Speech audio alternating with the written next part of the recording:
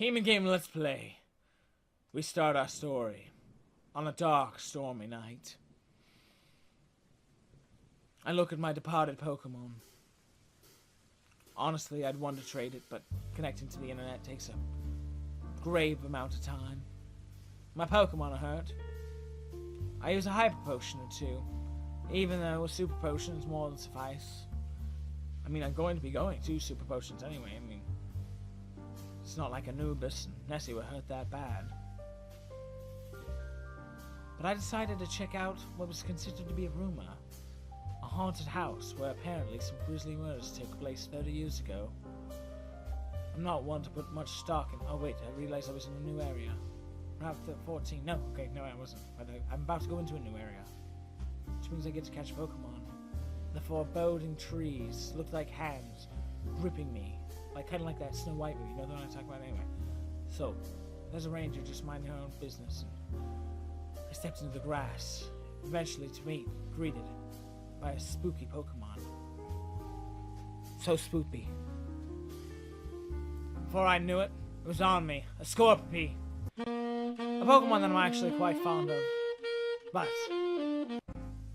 it would have to withstand a body slam to earn a spot in my team. It survived it, but I couldn't do any more damage to it without the risk of killing it. I only had one more Ultra Ball left, I think. I checked my bag. Or at least I would if we would actually...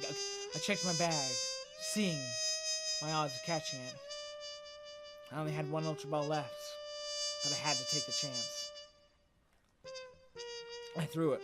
Scorpy couldn't be a Pokemon I could use. I can only use a female. 1, 2, 3. It was caught. It joined the team. So, I wanted to name it Scorpion, but that's way too normal. So I thought of a completely ironic name to name a Scorpion. Poison Bug. Yeah, I can't really think of anything that would really make too much sense, so I'll just go with irony. Maybe just better suited for a Pokemon who's been caught in a more frigid environment, but that's just how it was when you're on Route 14, investigating the grisly murders. That's just what you do.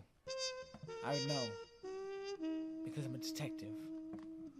I pressed forward into the woods, only to get stuck in a thing. I thought if I was going to get in trouble, that would have been it. And holy crap, there are graves to the side. I looked at the graves, wondering why they were erected. Advanced tips. A Pokemon with a scrappy ability can hit Ghost or Flying type moves with normal type moves. Alright, so it doesn't have to waste a turn time using Foresight, I guess. Okay. Not wanting to run into any more Pokemon since I couldn't catch anymore, I quickly used an antidote. I know that doesn't make much sense, but what I did next did make more sense. I actually got, the Max Repel. I just sprayed it on, straight on. Pokemon wouldn't be messing with me. Not while I smelled like this. The rain wasn't letting up. Oh, I didn't really want to battle that ranger. So I saw if I could sneak around her. She looked away. Help! Look what I found! Did you set that trap? I inquisited her if she set that trap for me. She just looked at me with that half-open eye.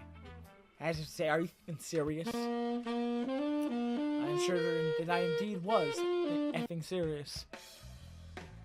My Pokemon was a little bit intimidated, even with the Scottish blood that flowed through her veins. But it was more like ice blood, as it was quickly shown to the Arbok, hitting it with a powerful ice beam. Would it survive? I didn't know. I didn't care. All I cared about was finding justice for that poor girl's family who was killed 40 years ago in the mansion. But this ranger, little did I know, she was trying to protect me from going into the mansion. Or the house, the haunted... I don't... It's really hard to keep up this facade, especially when I'm mixing up my... Pyroar... Okay, I've assumed since it was a Pyroar, I'd keep it out.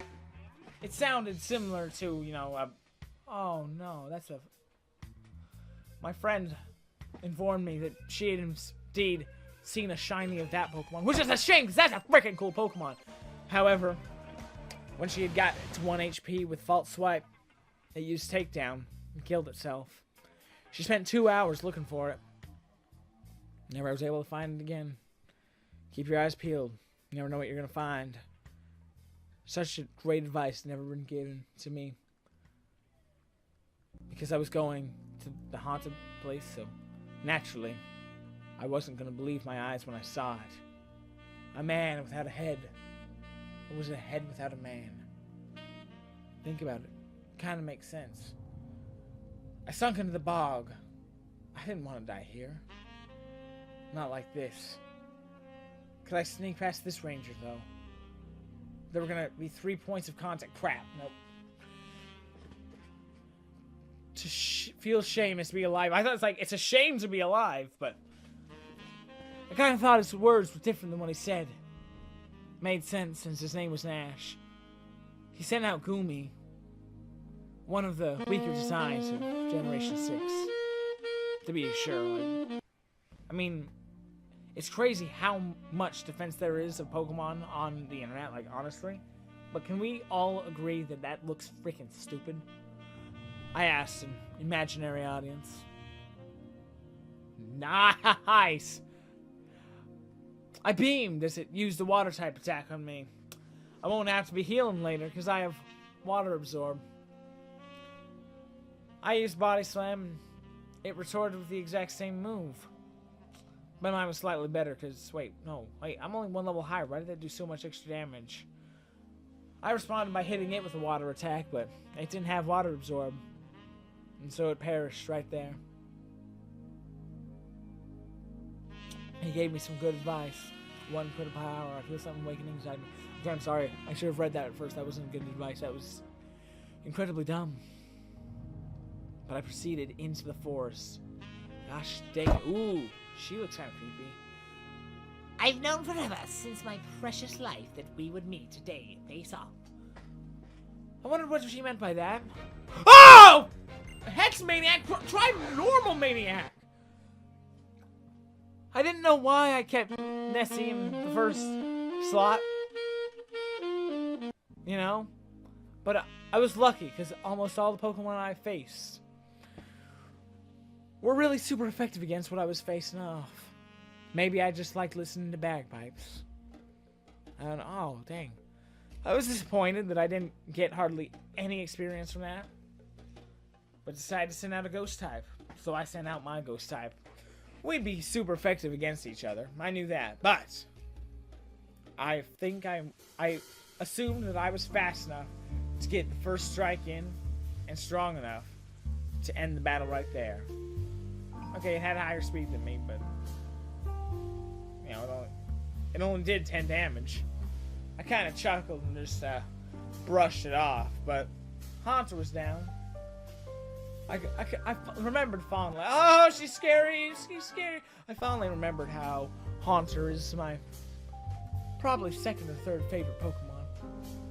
I probably would have said 1 at one point, but then I met Honedge. I saw this guy patrolling through the water. I knew he could be easily avoided. But then I knew that the girl would be wanting her doll back. I thought it'd be easily avoided, but the swamp, as I trudged through it, I realized I couldn't go through that deeper part, which was kind of annoying. But I needed this item, simply because it looked interesting. It was only a high potion. At first, I kind of thought that was kind of pathetic since I had tons of potions. Alright. Ah, crap! I was gonna let you go first. To be one with nature, understand how Pokemon truly feel. So I decided this was going to be the final battle. I kept on this weird Noire cop facade. Because honestly, it's hard to keep, you know? It's completely not how I act at all, ever. So I went ahead and absorbed the HP. And responded with a lightning attack. I knew Bollywood wouldn't like it, but I gave it to him anyway. He looked so sad as he fell to the ground defeated. Fracture, okay. Oh, I think Nessie would still be the best one for the case. So I left her out. Ooh. Nothing is good facing against that except maybe an Ice Beam, scumbag! I used an Ice Beam on the Dragon type, quickly ending its life as well. It thought it could do something to me, but not if it couldn't withstand one attack. And I leveled up to level 40, truly becoming a peer with all the other Pokemon. Except, of course, Corkery was leveling up. Loud Red, alright. So, I sent out Anubis because, although Nessie was even though Anubis was higher, it was only by 1 level. And my only fighting type attack was with Anubis. I hit him with a quick power-up punch. I don't know why I didn't go into super mode, but the punch was enough. I didn't have to waste time watching the animation. Gained the experience once to level 42.